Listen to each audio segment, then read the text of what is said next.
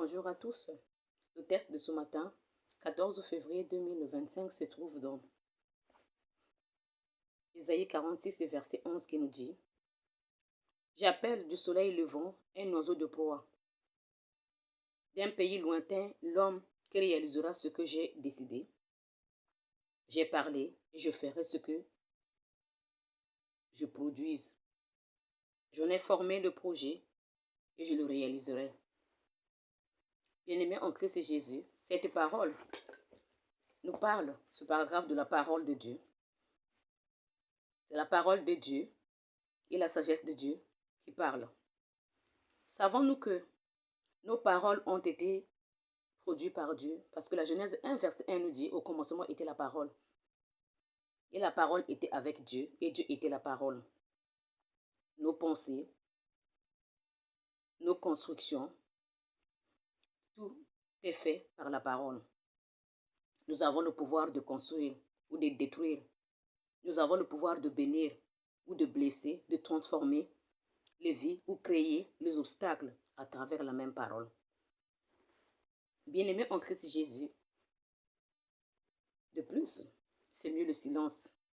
Dans certains cas, c'est mieux peut-être aussi qu'on puisse se taire, ne pas répondre à celui qui nous provoque, pour éviter les discordes, parce que des fois la parole devient mauvaise. Bien-aimés en Christ Jésus, aujourd'hui, nous allons nous plonger dans la vérité de ce qui peut nous transformer nos vies dans le quotidien selon la parole.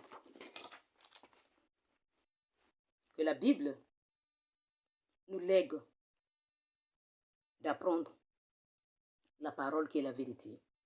Christ Jésus est venu nous annoncer la parole qui est la vérité et nous pouvons prendre son exemple. On peut avoir un impact sur notre vie et celle des autres à travers la parole. Des fois, on peut perdre le contrôle dans une discussion sans réfléchir à ce qu'on doit dire par les paroles que nous sortons. Mais bien aimé en Christ Jésus, si ça nous arrive, la première des choses qu'on doit faire, c'est de demander pardon. Ou, aussitôt, réagissons dans le silence. Ou sinon, réagissons en demandant pardon. Et aller envers l'autre qu'on a blessé. Des fois, nous remarquons autour de nous qu'il y a des personnes qui cherchent à chaque fois les disputes. Par contre, eux, la vraie décision, c'est de se taire pour éviter les discordes. Pour cela, mes bien-aimés en Christ Jésus, nous devons demander à notre frère Dieu Jéhovah de nous guider dans sa voie, dans le silence. À travers cette simple déclaration devant notre vrai Dieu Jéhovah, nous allons prouver notre foi et notre volonté auprès de lui pour nous servir dans la vraie vérité et celui qui va nous conduire afin de mieux se comporter comme le vrai chrétien. Utilisant aussi la sagesse qui est toute une détermination que nous ne devrons pas laisser de côté parce que notre Dieu Jéhovah nous guide à travers la sagesse. Pour se propriéter, il faut d'abord apprendre la parole de Dieu, à lire et surtout la vraie base, c'est la situation dans toute situation. C'est la prière dans toute situation. La situation de notre vie, à la fin de pouvoir nous aider entre nous, c'est la prière. Bien-aimés en Christ Jésus, Proverbe 18, verset 21 nous dit: la mort et la vie est au pouvoir de la langue. Ceux qui l'aiment en mangeront de fruits. Ce verset nous apprend que nous pouvons arrêter à réfléchir, à penser, avoir de bonnes consciences par exemple, pour ne pas avoir les impacts à travers les mauvaises paroles, mais plutôt avoir les pactes par les bonnes paroles. Sur notre vie et celle des autres, la Bible nous conseille d'être des vrais chrétiens, de ne pas se comporter comme les apostats. Nous savons que les apostats, ils n'aiment pas Dieu, ils racontent du n'importe quoi à travers Dieu. Mais nous qui sommes les chrétiens, nous sommes invités à suivre les belles bases de Dieu pour que nous puissions être sauvés et avoir la vie éternelle. Comme nous l'a indiqué Proverbe 18, verset 21, nous devons être responsables de ce que nous disons à travers nos paroles. Parce que la parole sur nous est comme des graines qui germent et produisent des fruits. Si nous sémons l'amour, nous récolterons aussi l'amour. Si nous sémons les discordes, nous récolterons aussi les destructions.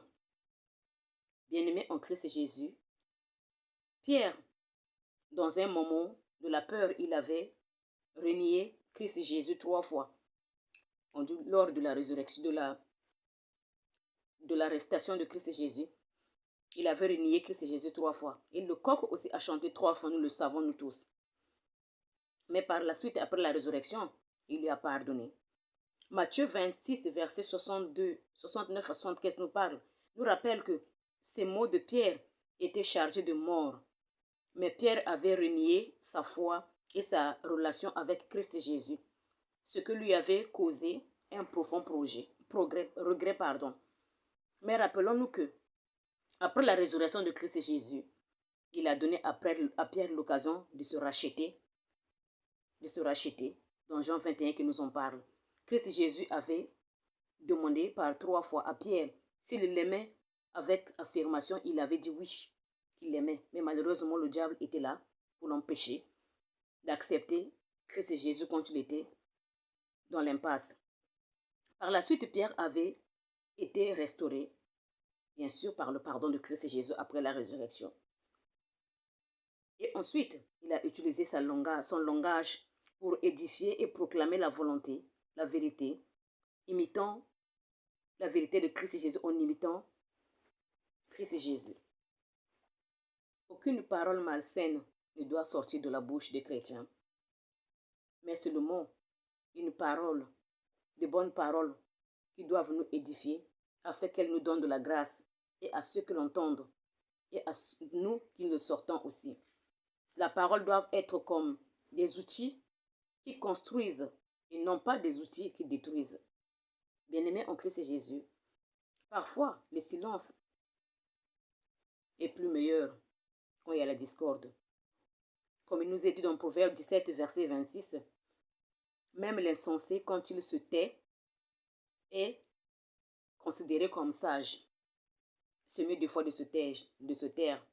Cela nous laisse à comprendre que des fois, le silence est mieux que les conseils. Bien-aimés en Christ Jésus,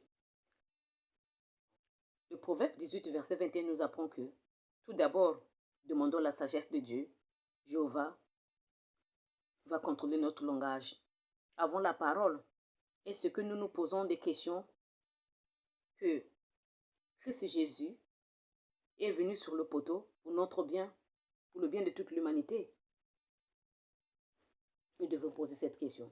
Comme on nous dit dans Colossiens 3, verset 16, que la parole de Christ Jésus est riche en nous. Et c'est une parole, et ça nous apporte du pouvoir. Imitant donc Pierre, après la résurrection de Christ Jésus a été pardonné, était transformé par la puissance et la parole et la repentance. À travers le pardon de Christ Jésus, après sa résurrection, il a pu apprendre les bonnes bases. Que chaque phrase que nous puissions prononcer puisse glorifier le nom de notre vrai Dieu Jéhovah par l'intermédiaire de Christ Jésus.